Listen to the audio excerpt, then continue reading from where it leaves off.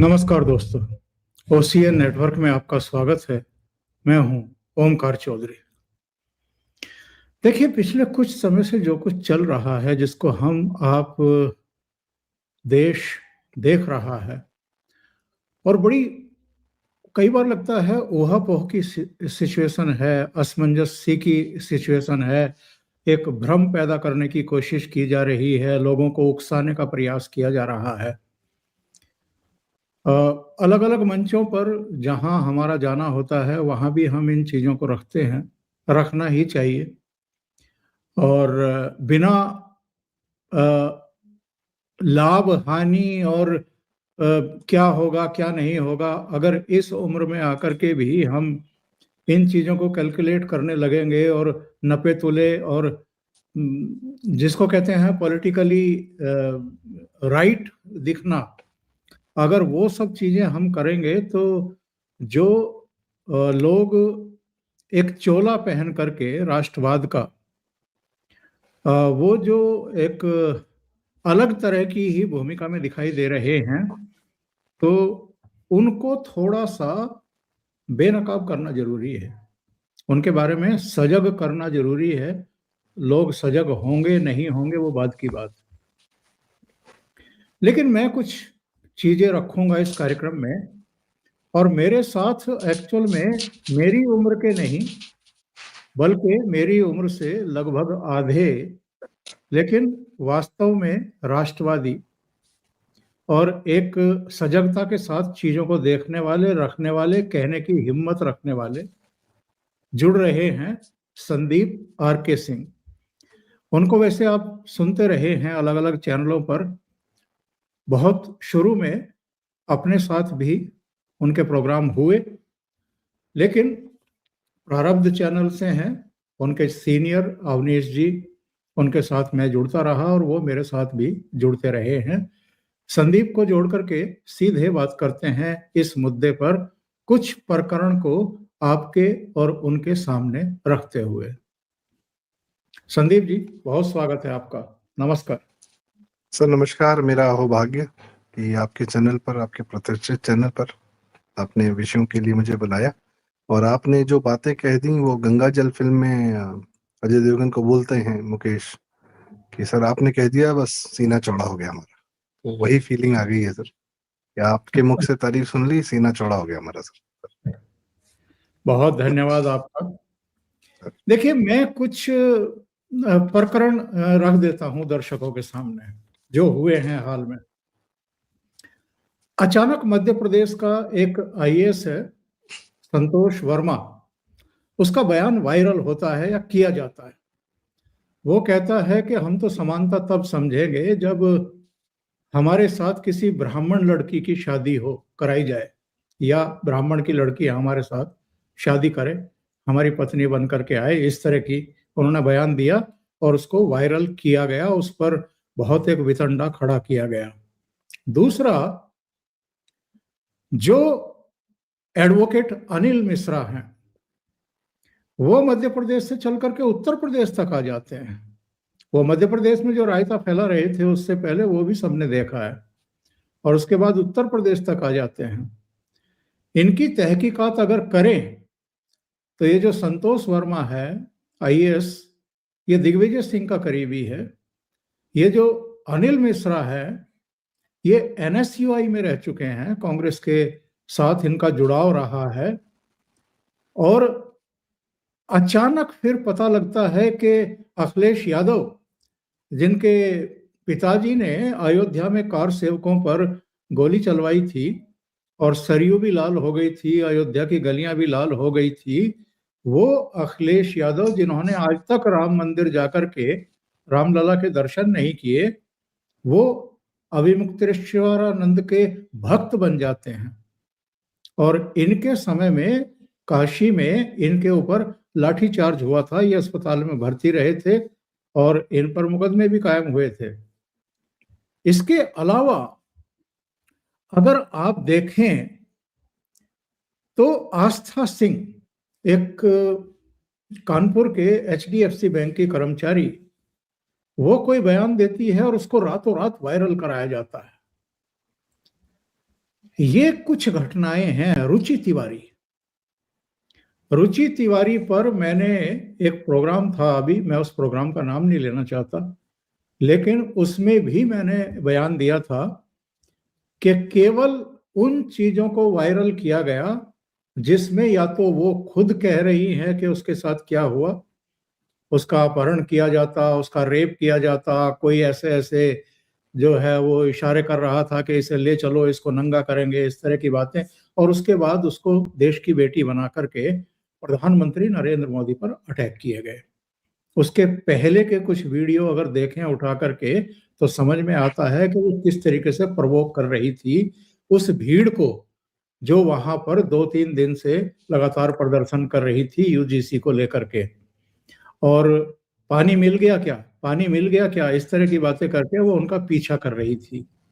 इतनी भीड़ के बीच में और कोई कैमरामैन पीछे से आपको शूट कर रहा है और आप किसी का पीछा कर रही हैं, इससे पता चलता है। और उसके बाद फिर तमाम चैनलों पर भी और सोशल मीडिया मंचों पर भी ये सब चीजें हुई हैं।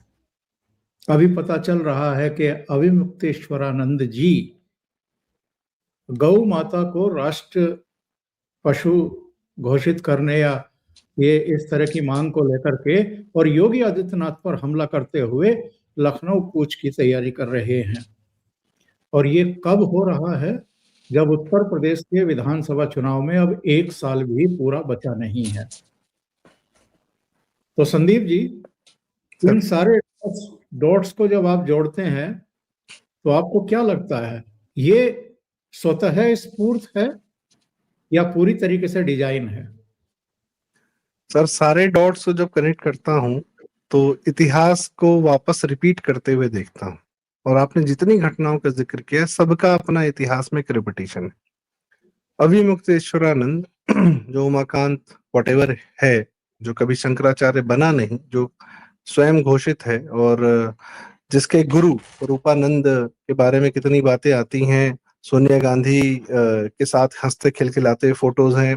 एक ईसाई पास्टर ने स्वरूपानंद को आशीर्वाद देते हुए फोटो है, और उस फोटो को दिखाकर हिंदुओं का कितना कन्वर्जन हुआ, ये स्वरूपानंद जो अभिमुक्तेश्वरानंद है उसका इतिहास है। आज अभिमुक्तेश्वरानंद यह कह रहा है, सर आपने तो जी लगा दिया, मेरे से नहीं निकलेगा उसके लिए जी, पहली चीज।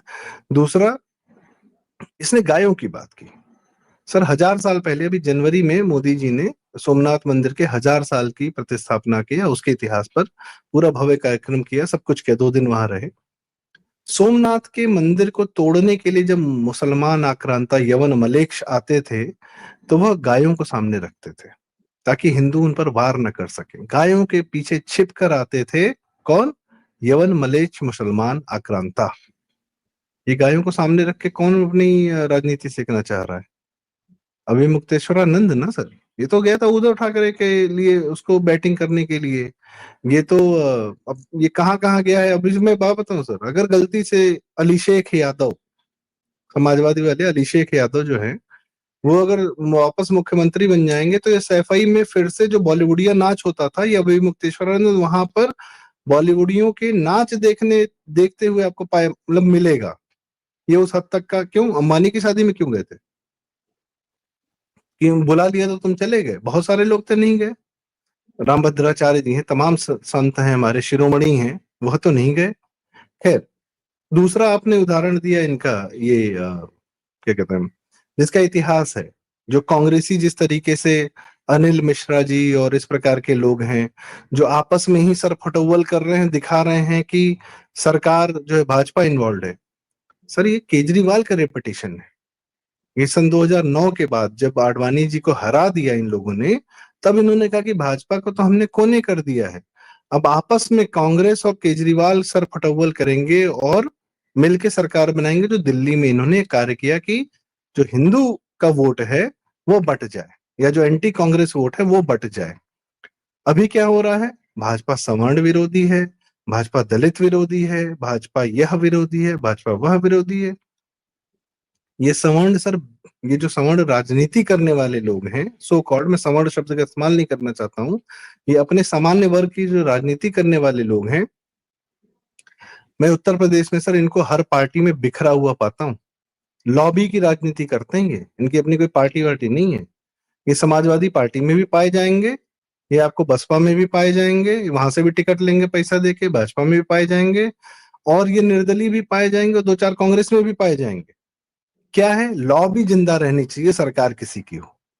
तकलीफ क्या है कि तकलीफ यह है कि 10 साल से ज्यादा जो है मोदी जी और क्या कहते हैं कि भाई नए मुख्यमंत्री आ गए हैं, मोहन यादव जी आ गए हैं, चाहे राजस्थान में भजन लाल जी आ गए हैं, चाहे यूपी में योगी जी आ गए हैं, ये लोग सर सेट नहीं हो पाते, एक्सेस नहीं मिल पाता है इन लोगों से, ना मीडिया को एक्सेस मिल पाता है, ना आईएस लॉबी को एक्सेस मिल पाता है।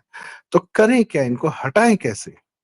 तो जो बेफिजूल की बातें हैं सर, इस समय आपने भी देखा, आज का जो वीडियो है, एआई समिट चल रहा है, कांग्रेसी अपना कपड़ा उतार के वहां पे नंगा नाच कर रहे हैं, लिटरली नंगा नाच कर रहे हैं, कपड़े उतार के कांग्रेसी 5-6 ठो जो राहुल गांधी की जो भारत जोड़ो यात्रा में साथ में चल रहे थे, वो वहां पे एआई समिट, क्योंकि एआई समिट सबके लिए फ्री है, 2.5 लाख लोग एंटर करके वहां से निकल रहे हैं, देख रहे हैं, समझ रहे हैं, वहां ये खुलेआम प्रदर्शन कर रहे हैं कि भारत को हम किस तरीके से कमतर दिखाएं। और ये कौन कांग्रेसी हैं सर? जैसे आपने बताया, अनिल मिश्रा हो गए, एनएसयूआई वाले हो गए, या जो आईएएस अधिकारी जो दूसरे वाले हैं, जो दलितों की तरफ से बैटिंग कर रहे हैं, कुछ भी कर रहे हैं, अम्बेडकर राइट होकर बैटिंग कर रहे हैं। तो ये तो अंग्रेजों वाली टूल किट है सर, कि पक्ष भी अपना, सामने विरोधी भी अपना रखा, लड़ाए रहो, भिड़ाए रहो, और हम बैठ के एंजॉय करेंगे, हम सत्ता को वो करेंगे। और राष्ट्रवादी मानसिकता वाले और हिंदू मानसिकता वाले, सर एक बात बताइए, हिंदुओं में भेद पैदा करने का कौन प्रयास कर रहा है? साफ दिख रहा है कौन कर रहा है। और हिंदुओं के अलावा राष्ट्रवाद किस में होता है, किस वर्ग में होता है? एक थोड़ा बहुत सिख थे, तो वो आजकल ईसाई हुए जा रहे हैं पंजाब में। तो राष्ट्रवाद तो हिंदुओं की वो है ना सर। कोई कहे कि हम भारत के समर्थक हैं, लेकिन हम हिंदुओं में जाति भेद है और हम उसको उजागर कर रहे हैं। क्यों कर? मर गया था हिंदू में जाति भेद। अर्थव्यवस्था ने, बढ़ती हुई अर्थव्यवस्था ने, आज अयोध्या की इकोनॉमी सर 1.5% जीडीपी पूरे उत्तर प्रदेश को दे रही है 2 साल के अंदर, 25,000 करोड़ का रेवेन्यू दे रही है। कौन जात पूछ के वहां पे जा रहा है दर्शन करने? और कौन जो है, एक आदमी आता है सामने, भैया माथे पे तिलक लगा लीजिए, हम आपको लगा दे रहे हैं, जो 100, 200, 500 रुपए कमा के 5,000, 10,000 रुपए दिन का कमा रहा है। कौन जात पूछ रहा है उससे, और कौन अपनी जात बता रहा है? कुछ नहीं। जो दिन में हम और आप जितने लोग हैं, दर्शक हैं, एफएमसीजी के सामान खरीदते हैं, प्रोडक्ट खरीदते हैं, फोन खरीदते हैं, तमाम गाड़ी खरीद रहे हैं, कुछ भी खरीद रहे हैं, साबुन, तेल, क्रीम, कंघी, पता नहीं क्या क्या खरीद रहे हैं, जात पूछ के खरीद रहे हैं क्या? या इन सामानों का जात पूछ के इस्तेमाल कर रहे हैं? ये चीजें धुल गई हैं, खत्म हो गई हैं। अर्थव्यवस्था इतनी लंबी लकीर खींच दी है जहां पर यह सब चीजों का कोई आवश्यकता नहीं है। लोग कह रहे हैं, अरे दलितों को आप माइनस में मार्किंग करा के जो है उनको एमबीबीएस की सीट दे रहे हैं। अरे भाई साहब, आप जब इलाज कराने जाते हो तो उस डॉक्टर के पास जाते हो जिसके यहाँ भीड़ है, जो इलाज करता है, या उस अस्पताल में जाते हो जहां पर भीड़ होती है, पीजीआई जाते हो, सरकारी अस्पताल जाते हो। वहां के पागल लोग हैं जो इन लोगों के हाथ से मेडिसिन करा रहे हैं? पीजी वाले, एमडी वाले लोग ही इलाज करते हैं, ढंग के लोग ही इलाज करते हैं। तो उस प्रक्रिया में आपको ढंग के लोग ही मिलते हैं। आप निश्चिंत रहिए, कोई यहाँ पे काम खराब नहीं हो रहा है। जो ये व्यवस्था की जाती है, जो बची हुई सीटें हैं, जिसमें कोई पार्टी, आपने, मोदी जी ने सर कहा 30,000 सीटें थी, उसको बढ़ा के 82-85,000 सीटें कर दिया मेडिकल की। तो आप जाइए, बढ़ के आगे, आपके लिए संख्या बढ़ाई गई, आप जाइए ना भाई। आरक्षण को आप जो टारगेट बना रहे हैं, अगर हट जाएगा तो क्या सारे सवर्णों के बच्चे को नौकरी मिल जाएगी, या सीटें मिल जाएंगी आईआईटी में और मेडिकल में? हटा दो एक बार। इस लायक हैं? तो ये रहने दीजिए। आप भारत का, आप उन विषयों पर जा रहे हैं जिसका, उसके जो पैरेलल लाइंस खड़ी हो रही, एआई का आ रहा है। स्टूडेंट सर एआई की बात कर रहा है कि यूजीसी गाइडलाइन की बात कर रहा है? जिन लोगों को यूजीसी गाइडलाइन से बहुत समस्याएं आई हैं, मैं तो नहीं देख रहा हूँ कि एआई समिट के पॉजिटिव एस्पेक्ट्स पर उनकी कोई बात आ रही, कोई वीडियो आ रहा है। 100-100 ट्वीट, 100-100 वीडियो बना के बैठे हैं कि यूजीसी गाइडलाइन से भारत का नुकसान हो रहा है, और भारत का जहाँ फायदा हो रहा है उसकी बात कौन करेगा? एआई टूल्स क्या कर रहे हैं? सर्वम एआई है, उसने पूरे भारत की 22 भाषाओं को आपस में, आप रियल टाइम में, मैं हिंदी बोल रहा हूँ, हमारे मित्र लोग जो भी तमिल में, तेलुगु में यह वीडियो सुनना चाहें, सर्वम एआई का टूल इस्तेमाल करके तत्काल प्रभाव से अपनी भाषा में यह वीडियो सुन सकते हैं। ये आपके सामने है। भारत खुल गया है, सबके लिए खुल गया, पूरी दुनिया का मार्केट खुल गया है। आपकी बुद्धि कहाँ है, आपका ध्यान किधर है? ये एजेंडा है सर, ये विशुद्ध एजेंडा है। मुझे इसमें कहने की कोई मतलब कोई मुझे रत्ती भर भी शंका नहीं है कि यह एजेंडा कौन फैला रहा है। जिन लोगों ने कांग्रेसी इकोसिस्टम से अपना जीवन बनाया, अपने बच्चों का जीवन सेटल किया, उन्हीं को तकलीफ है सर। आपसे बेहतर तो मैं नहीं जानता हूं, पर कुछ लोग हैं जो आईएएस कम्युनिटी के हैं, वो मुझसे कहते हैं कि मोदी एकमात्र आदमी है जिसको आईएएस बेवकूफ नहीं बना सकता है, क्योंकि मोदी के पास जो फीडबैक है वो आईएएस के फीडबैक को 2 मिनट में धता बता देता है।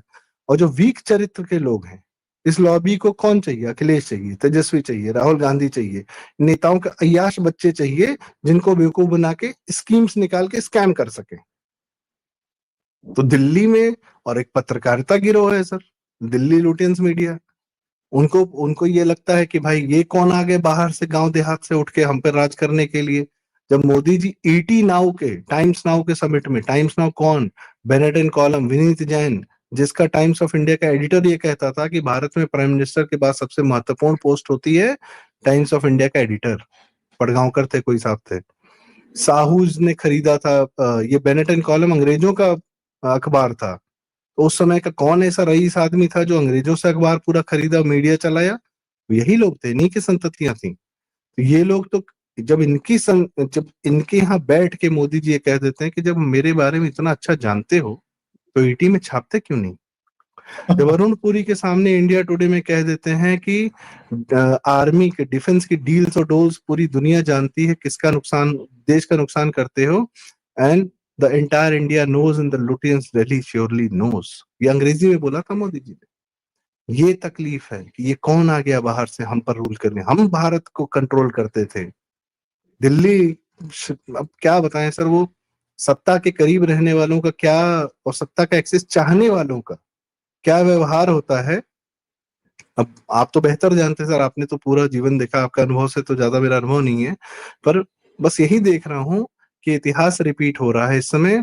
जो हिंदुओं को बांटने का कार्य हो रहा है, इससे सिर्फ और सिर्फ मुसलमान वोट बैंक का भला होता है, और मुसलमान वोट बैंक समर्थित एक बिगड़ैल अय्याश नेता के बच्चे का भला होता है, और किसी का भला नहीं होता। जी सर। 2 घटनाओं का उल्लेख करूंगा दर्शकों के सामने। जिस समय दिल्ली में ये एआई समिट हो रही है, जिसमें 7 देशों के राष्ट्रपति, 9 देशों के प्रधानमंत्री, इसके अलावा 100 से ज्यादा देशों का रिप्रेजेंटेशन, 45 देशों के मंत्री समूह, कुल मिलाकर के 20 देशों के राष्ट्र प्रमुख, Australia, Japan, United kingdom, Germany, France सहित 13 देशों के पवेलियन, 300 के करीब एग्जीबिशन सेंटर, और 5 दिन में करीब 3 लाख युवा और दूसरे लोगों का इन 3 सेंटरों पर पहुंचना। भारत मंडपम, सुषमा स्वराज भवन और अंबेडकर सेंटर, इन 3 जगहों पर करीब करीब 3 लाख लोगों का पहुंचना। Google, deep mind, open AI के सीईओ इसमें शामिल हो रहे हैं।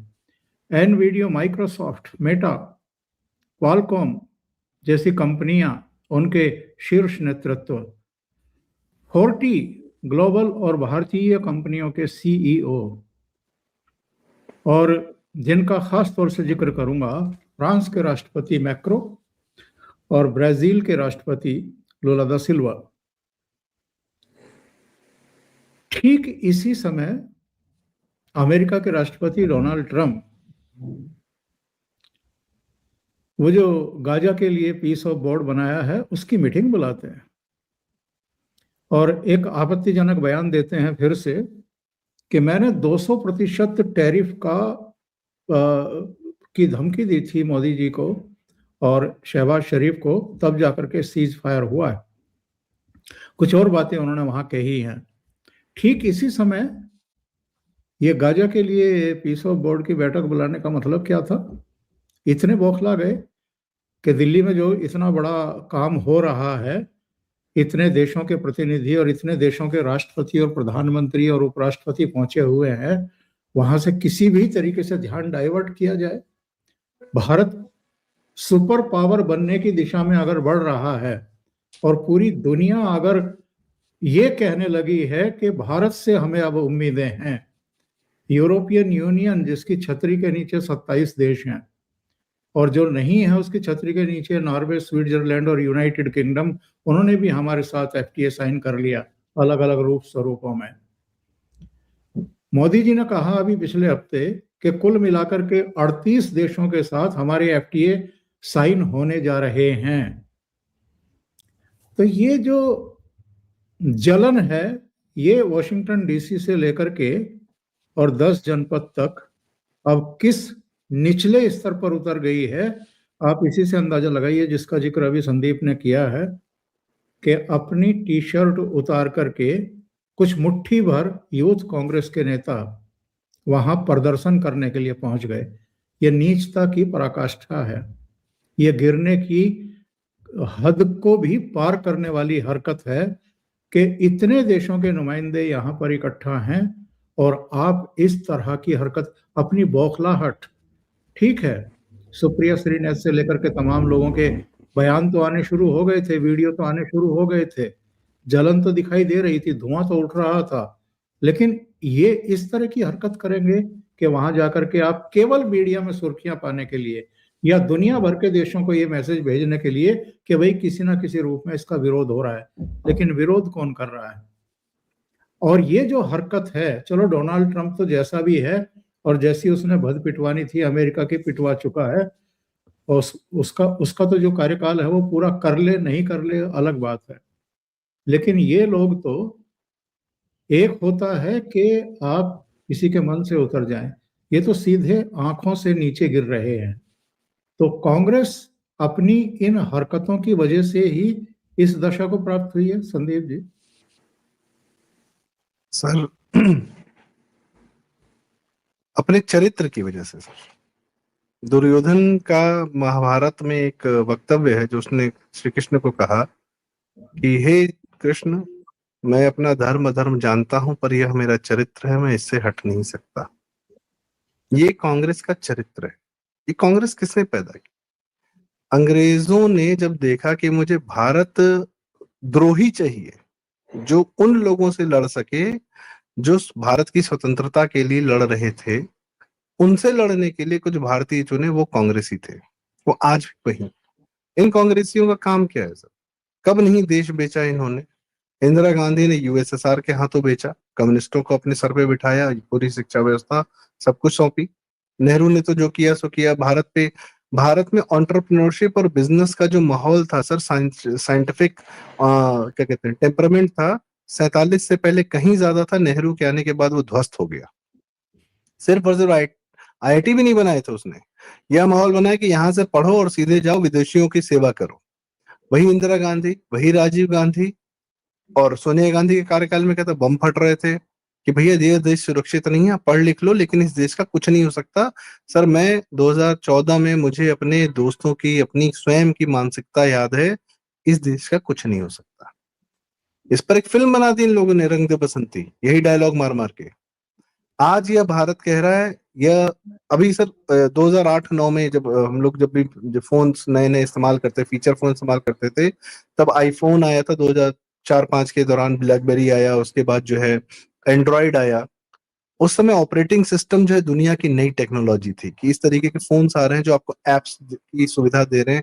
फोन्स सिर्फ कॉलिंग के अलावा, एसएमएस के अलावा बहुत सारी सुविधा अन्य दे रहे हैं। उस ऑपरेटिंग सिस्टम के बनने के दौरान भारत पीछे रह गया। क्यों? कांग्रेसी काल था। लेकिन आज जब एक नेक्स्ट जंप आ रहा है मैन्युफैक्चरिंग के दौरान, जब चाइना, आज कह रहे हैं चाइना से कंपैरिजन चल रहा है, चाइना तो 80 में मैन्युफैक्चरिंग की अपनी फैक्ट्रीज लगा रहा था। ये कांग्रेसी क्या कर रहे थे? देश को दिवालिया बना रहे थे 1991 तक लाकर। 98% इनकम टैक्स ले रहे थे लोग। और आज चाइना से कंपेयर करोगे तुम, उसको तो पूरे 20-30 साल मिला, अमेरिका का पैसा मिला, अमेरिका की टेक्नोलॉजी मिली, सब मिला उसको। कमिंग बैक टू दिस, जब जब इंडस्ट्रियल रेवोल्यूशन हुआ या कोई दुनिया में एक नया इवोल्यूशन आया, तब तब भारत को पीछे खींच कर रखा गया।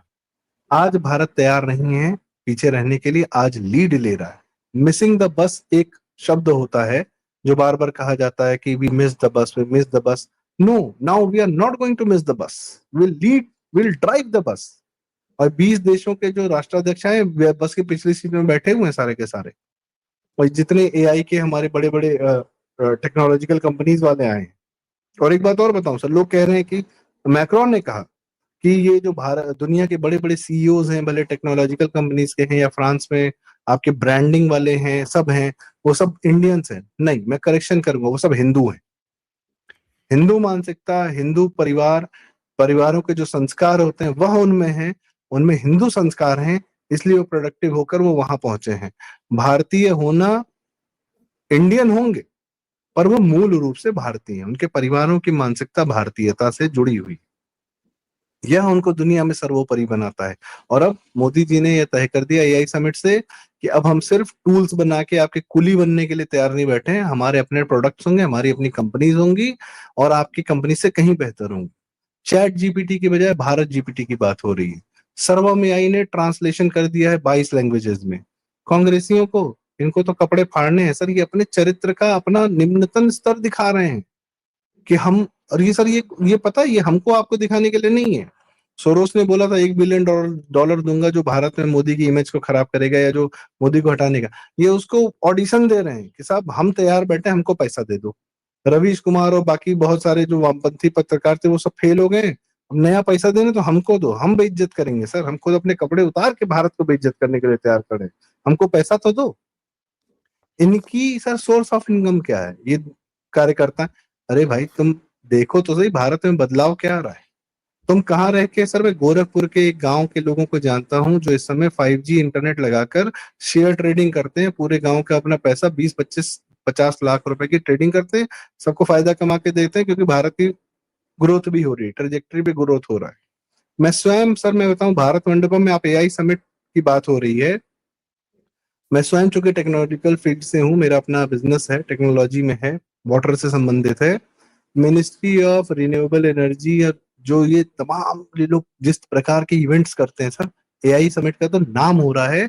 कितने इवेंट भारत मंडपम में होते हैं ना, 2,500 5,000 10,000 पूरे भारत के एंटरप्रेन्योर्स आते हैं, आईआईटी से प्रोफेसर आते हैं, क्या इंटरेक्शंस होते हैं, क्या टेक्नोलॉजिकल एडवांसमेंट्स होते हैं, इसका किसी को अंदाजा भी नहीं है जो ये सरकार करती है।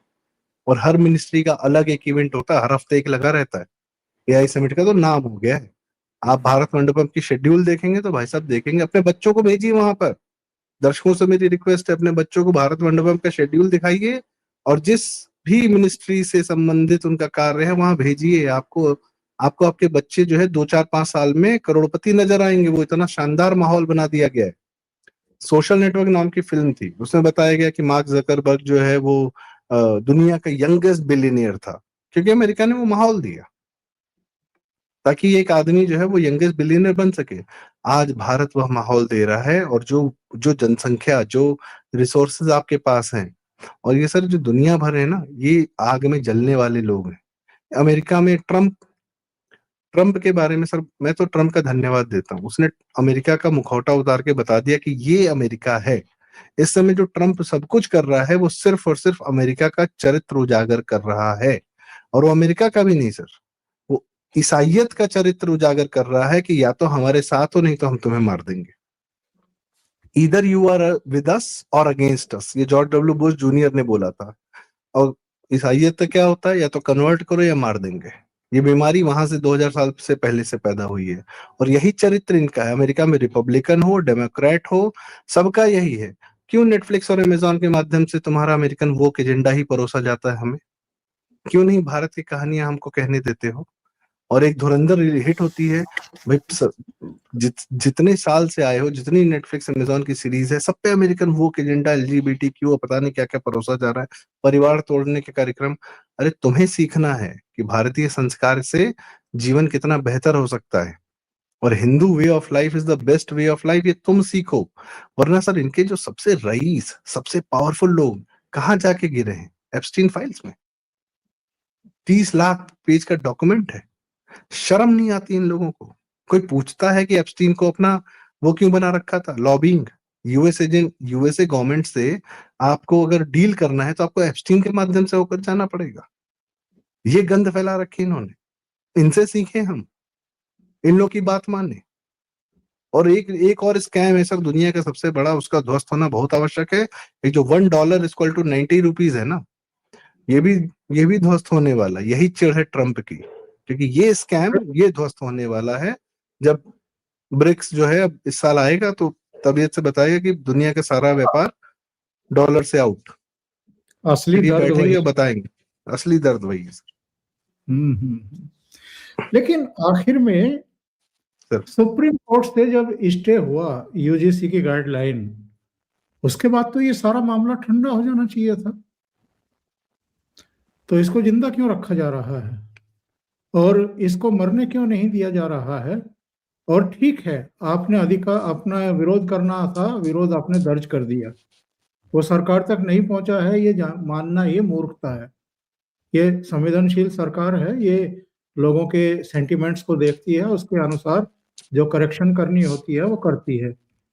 लेकिन मैं कुछ घटनाएं गिना चुका, बता चुका। आस्था सिंह वाली, उसको वायरल किया गया। रुचि तिवारी वाली, बेट की देश की बेटी बना दिया गया। संतोष वर्मा का स्टेटमेंट, अनिल मिश्रा का एक्टिविज्म, अभिमुक्तेश्वरानंद का लगातार बयानबाजी, और अखिलेश यादव का सक्रिय होना, अजय राय का सक्रिय होना, मणिकर्णिका घाट को लेकर के भी अखिलेश यादव की बयानबाजियां, और कन्हैया पता नहीं कितने साल बाद जाकर के डफली बजा रहा था जेएनयू में, और राहुल गांधी ने तथाकथित किसान संगठनों के नेता बातचीत करने के लिए बुला लिए गए। तो ये सारा कुछ एक पूरा डिजाइन दिखाई दे रहा है कि जानबूझ करके कुछ चीजों को तूल दिया जा रहा है, और मोदी सरकार की जो उपलब्धियां हैं उनको गर्त में डालने की साजिशें रची जा रही हैं। सर देखिए, मुख्य मुद्दा तो राजनीतिक है। उसमें क्या है, इनको 2024 में मुंह में खून लग गया। और हम और आप सब जानते हैं कि सोनिया गांधी 150 सीट पर प्रधानमंत्री बन गई थी। वो मनमोहन सिंह जो भी थे वो प्रधानमंत्री तो नहीं थे, वो सोनिया गांधी ही थी, मात्र 150 सीट पर। 138 बीजेपी की आई थी, 145 कांग्रेस की आई थी, कुल 7 सीटों का अंतर। 145। तो सर राहुल गांधी को भी कोई 272 थोड़ी चाहिए पीएम बनने के लिए, उसको 130 140 बहुत हुआ तो 150, इतने पे वो बन जाएगा पीएम। मोदी जी 240 पर हैं, धागे भर से लटके हुए हैं। भाई मोदी जी को सर पीएम बनने के लिए मेजोरिटी चाहिए, या मेजोरिटी के आसपास की फिगर चाहिए, राहुल गांधी को नहीं चाहिए। राहुल गांधी आज 99 पे पहुंच गया है। ये सारी जो कवायद है सवर्ण को हिंदू, मतलब क्या कहते हैं, ये जो जाति भेद पैदा करने का, कि मन में भ्रम पैदा कर देने का कि भाजपा विरोधी है सवर्ण जो है, सॉरी भाजपा और मोदी जी सवर्ण विरोधी हैं, और ये जो आग लगी हुई है इसमें लगातार केरोसिन डालने का कार्य इसीलिए किया जा रहा है कि तो भ्रम बनाकर 4-5% वोट को इधर उधर खिसका सकें, या उसको बोले कि नोटा दबा दो या शांत बैठ जाओ, घर पे बैठ जाओ, राहुल गांधी पीएम बन जाएगा। ये जितने लोग कह रहे हैं कि हम मोदी विरोधी हैं लेकिन भाजपा का वोट हमारा है, झूठ बोल रहे हैं, विशुद्ध झूठ बोल रहे हैं। सबको पता है कि ये किस लिए कर रहे हैं, ये राहुल गांधी की ही बैटिंग कर रहे हैं। और इसमें वही दो लॉबी है, एक आईएएस लॉबी और एक जर्नलिस्ट लॉबी। पुराने आईएएस लोग ध्वस्त हो गए, हरिशंकर वो हर्षमंदर टाइप के, जवाहर सरकार टाइप के, तो नए मुखौटे लाए गए हैं। और जो पुराने पत्रकार सो कॉल्ड दिल्ली वाले थे, बात बताइए सर, एक पत्रकार अपने घर में 50 लाख का स्टूडियो का सेटअप कैसे लगा सकता है, जो कहीं कहीं नौकरी भी नहीं कर रहा? कौन लगवाता है? और इसमें यूट्यूब का बहुत बड़ा रोल है sir, YouTube as a company का भी बहुत बड़ा रोल होता है। वो अभी डीप स्टेट, वो उसी गहरे राज्य का एजेंट है। हमारे स्टैंड अप कॉमेडियंस में राष्ट्रवादी 2-3 थे, उनको ध्वस्त कर दिया। लेकिन जितने वामपंथी एजेंडा वाले हैं स्टैंड अप कॉमेडियन, वो भारत के सबसे बड़े स्टैंड अप कॉमेडियन है। वो परिवार तोड़ने की बातें, कहानियां कहते हैं। आप बॉलीवुड से डीप स्टेट हट गया है, लेकिन वो यूट्यूब पे आ गया है।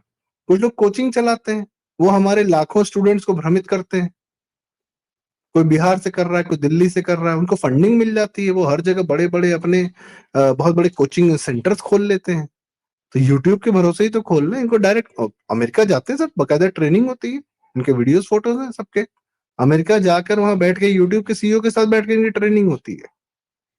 तो जिसका यूट्यूब बहुत बढ़िया चल रहा है, आप समझ सकते हैं कि कहाँ से चल रहा है, क्यों चल रहा है। कैसे उसको सप्रेस किया जाता है, कैसे हाईलाइट किया जाता है, वो सब एक अलग कहानी है। Coming back to our point, यह सिर्फ और सिर्फ राजनीतिक है। भारत में ये आंदोलन करके या सड़क पे उतार के जंजी करके नेपाल और बांग्लादेश नहीं कर सकते हैं, पर सन 2024 में इनके मुंह में खून लग गया था कि भारत की ही लोकतांत्रिक प्रक्रिया का इस्तेमाल करके, जनता को भ्रमित करके, चुनाव के माध्यम से अपना आदमी बिठा दें। और वो आदमी, अब केजरीवाल कैसे गायब हो गया? अब सारी की सारी फंडिंग और सारा फोकस एक ही आदमी पे कैसे है, राहुल गांधी पे। केजरीवाल कहाँ चला गया? तो केजरीवाल तब लाया गया था जब पक्ष भी अपना, विपक्ष भी अपना, कांग्रेस और केजरीवाल ये दो करेंगे भारत में रूल, सेकुलर पार्टियों के नाम पे भाजपा गई साइड में। पर हुआ नहीं, दैव कृपा रही, महादेव की कृपा रही भारत पर, हुआ नहीं और अब भी नहीं होगा। करके देख लो, ये नहीं होगा। ये सर, ये सारे सबका मवाद निकलना था, तय हो गया, बहुत अच्छा हुआ निकल गया। और निशाने पर सर, ये जितना कहें कि हम योगी जी वाले हैं, योगी जी को पीएम बनाओ, विशुद्ध झूठ है। निशाने पर सिर्फ और सिर्फ योगी जी हैं। उत्तर प्रदेश का चुनाव है, जातिगत भेदभाव सिर्फ और सिर्फ उत्तर प्रदेश चुनाव के लिए किया जा रहा है। जी सर। संदीप जी, बहुत बहुत धन्यवाद इतना समय देने के लिए और बहुत सर महत्वपूर्ण मुद्दों पर चर्चा करने के लिए। मुझे लगता है कि दर्शकों को ये सेशन अच्छा लगा होगा, तो लाइक का बटन दबा दें, इस वीडियो को फॉरवर्ड करें, शेयर करें, साझा करें अपने ग्रुप्स में मित्रों के साथ। चैनल अभी तक आपने सब्सक्राइब ना किया हो तो कर लें और साथ में लगे बेल आइकॉन को दबाना ना भूलें। संदीप जी और अवनीश जी जिस चैनल को चला रहे हैं, प्रारब्ध उसका नाम है, आप परिचित भी हैं, उसको भी सहयोग करें और सब्सक्राइब करें। बहुत बहुत धन्यवाद Sandeep ji, thank you so much sir, बहुत धन्यवाद। आपके साथ वार्ता करके बहुत अच्छा लगा, बहुत धन्यवाद सर। प्रणाम। Thank you very much.